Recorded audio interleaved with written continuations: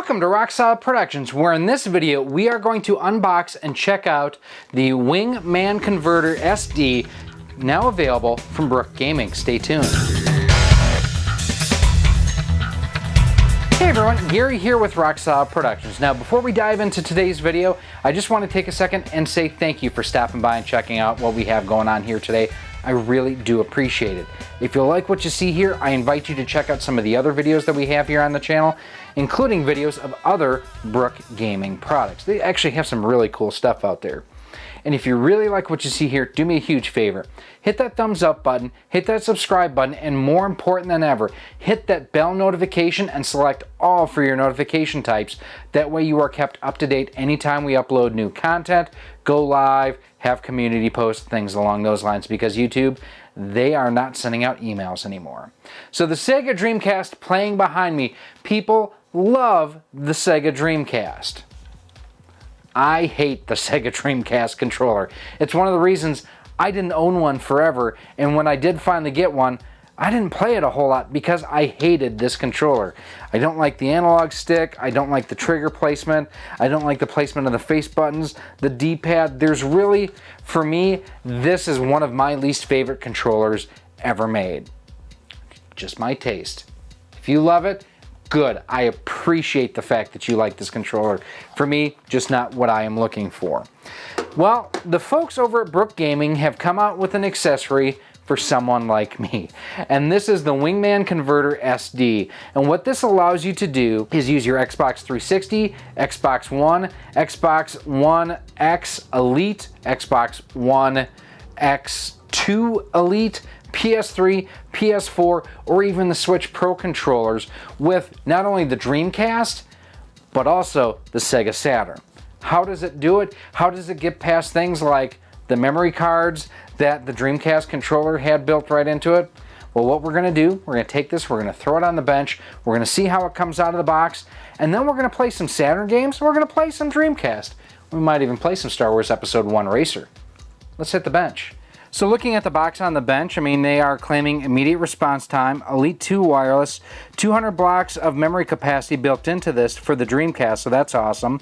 It'll work with the 360, Xbox One, Xbox Elite, One, Elite 2, PS3, PS4, and Switch Pro controllers, and we have plenty of those to be able to try out. Same basic thing outlined on this side of the box. On the back, let's take a look here. And again, it's calling out Xbox 360, Xbox One, Elite 1 and 2, PS3, PS4, Switch Pro to work with the Saturn, the Dreamcast, or PC via X input. So, I mean, look at all these different controllers that you can utilize with this adapter. That's pretty neat. There we go. Pop that guy open. I don't know what I was expecting out of the box, but that's what it looks like. Let's see what else we have in here. Some stickery doodads. No instructions, which is a little concerning. Oh, there you go. User guide and firmware instructions. There are QR codes listed in here, so let's dig out our phone so that way we can see the instructions in just a few moments. But looking at the dongle itself, pretty simple and straightforward. It reminds me size-wise a lot of like an AV to HDMI adapter. So you have your ports, there's your Dreamcast port, there's your Saturn port. And on the front, USB probably for firmware upgrades. Here's where you can connect another controller, it looks like, for USB. Pairing button most likely. Let's fire up our phone. So just grabbing my Note 10 and we're gonna go to the user guide, focus, there we go. We'll go to that web page. We're going to go into the manual for the Wingman SD. Download that, maybe. There we go. Do I want to download? Yes, I do. Let's see what we have here. So obviously connect to Dreamcast, connect to Saturn, connect to PC or external power source on the left. Brook key for wireless integration. All right. Let's see. Each Wingman can only connect to a single Xbox 360, Xbox One, PS3, PS4, Switch device. Okay, that's kind of expected. LED is on, 3D controller mode. LED off is standard mode. Connecting to Dreamcast. Oh, so that's a nice thing for the Saturn is you can do the 3D mode for like the Knights style controller. Let's see, connecting to the device. Connect the Wingman to the, console by the port. Permanently light of the console green LED, oh, that's bad translation. When the green LED is lit, it indicates that it is successfully connected to your console. After completing the connection according to the instructions of the wired connection, remove the USB cable. Oh, so that's awesome. It looks like for using a PS3, PS4 Switch wireless controller, you simply connect them for a moment via the USB cable and then disconnect the cable to be wireless. Let's test that out. So getting started, one thing just as a heads up, if you have any issues getting your controllers to pair wirelessly, one thing I highly recommend, go to Brook's website and download any firmware updates. My Wingman SD would not pair to any wireless controllers out of the box. Did the firmware update? It now binds to almost every single controller I have. The only exception, I have not been able to get it to work with this Xbox One series controller. I don't know why. It works wired, but it does not work wirelessly. But what we're going to do, we've got Daytona USA playing here on our Saturn, and I have my PS3 controller, and we're just going to dive into arcade mode and see kind of what we have for gameplay experience. Both the analog stick and the D-pad working just fine. We're going to go to the Daytona 500. So this R1 is your C button. So which this is your gas then too. Whoa, the analog stick definitely very touchy. If I were doing something RC related with this, I would add what's called exponential, which would soften the responsiveness around center.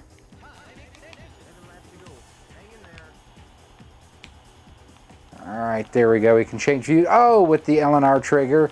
So, and circle is the brake.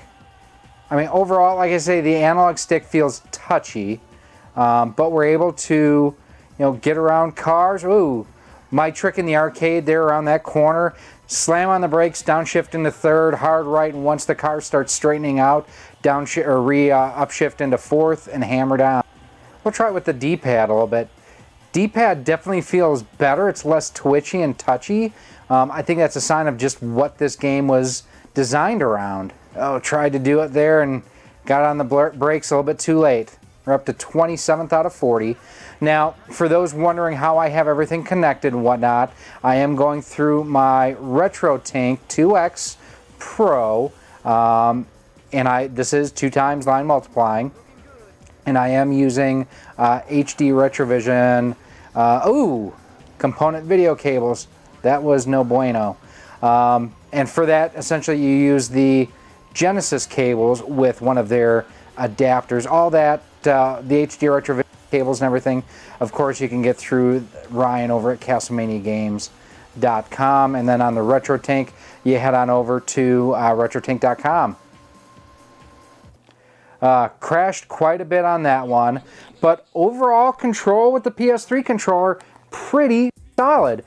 Let's try a fighting game now, and we're going to switch up to a PS4 controller. So now we're going to take on Street Fighter 4 Alpha with our PS4 controller. And this is actually the first generation PS4 controller. It's basically mine is the one that came with the Destiny Edition console. Who are we going to take, folks? That's right, we're taking Ryu. Now, one of the reasons why I wanted to try this game was to see like lag and latency, along with just precision of button presses.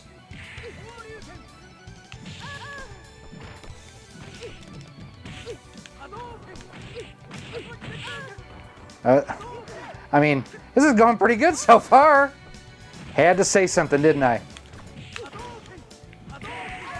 Got her. I was able to pull off the Dragon Uppercut a couple times, and I was strictly using the analog stick on that. So that's pretty good. I'll try to use the D-pad here. I feel like the analog stick is more precise, so I'm going to go back to that. There we got a nice Hadouken. Dragon Uppercut right there. Ooh. Rose making it interesting here. Got her. Okay, Overall, so far for the Saturn, not bad. The PS3 and PS4 controllers both worked pretty good. Now let's switch it up and go to the Dreamcast, and we're gonna try Star Wars Episode 1 Racer. So now I'm still staying in the PlayStation family of controllers, but this is not an actual Sony PlayStation controller. This is the DualShock 4 from Old School. It's actually a pretty good wireless controller for the PlayStation 4. One weird thing about it, no speaker, just we've reviewed this as well. Check it out, would be right up there. Now, Episode 1 Racer for the Dreamcast. Now this I am hooked up to my TV a little bit differently. I am actually going through my OSSC with this, and I am line doubling. Again, I'm using VGA cables actually versus HD Retrovision cables. And the results, as you can see, beautiful. And we'll take Anakin, and we'll go to Tatooine.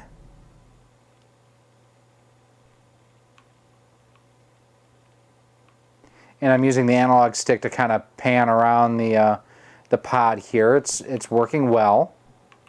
We'll start race. See how we go.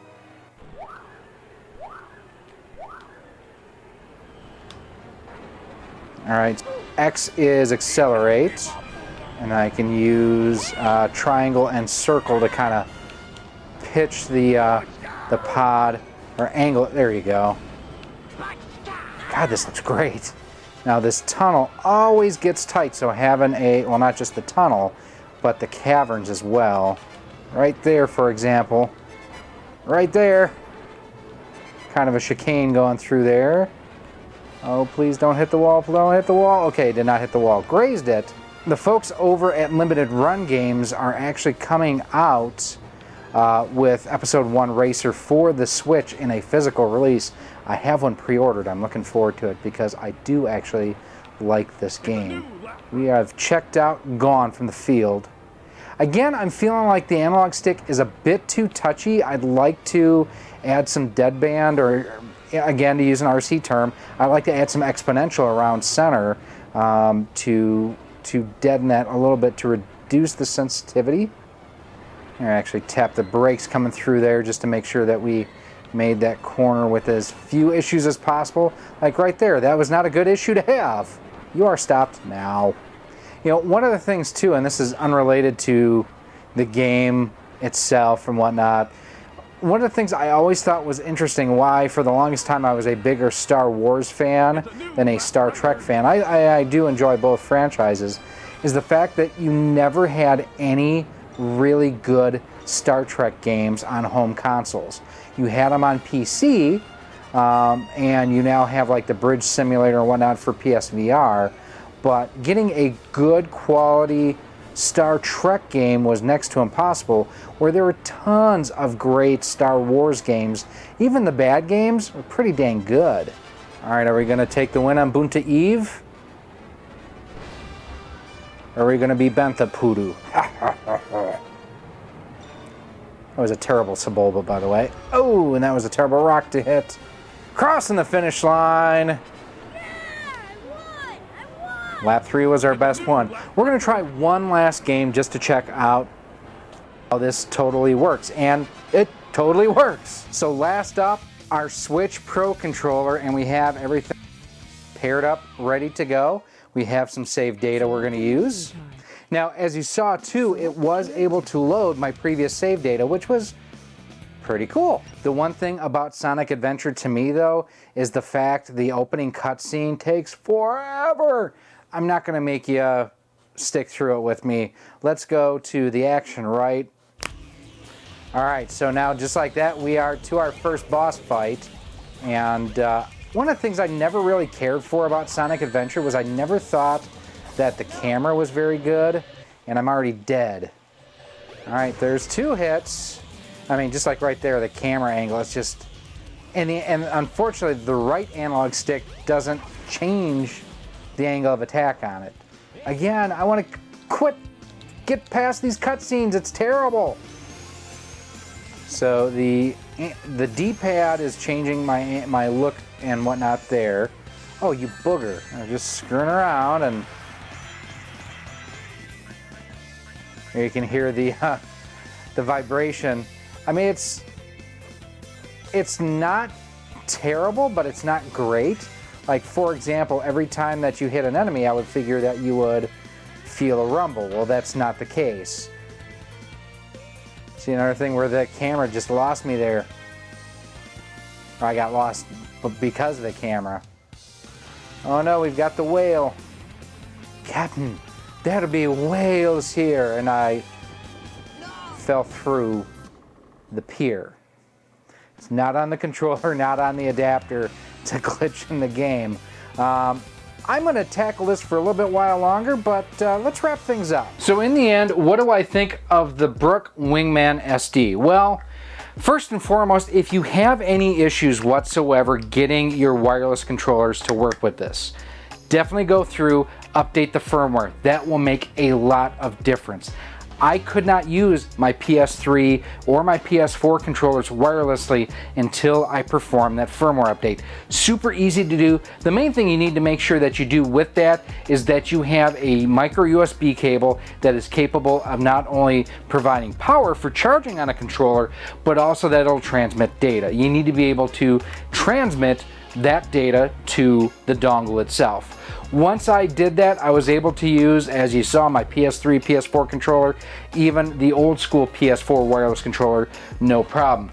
No matter what I did though, I could not get my Call of Duty controllers for the Xbox One to work, at least as far as wirelessly.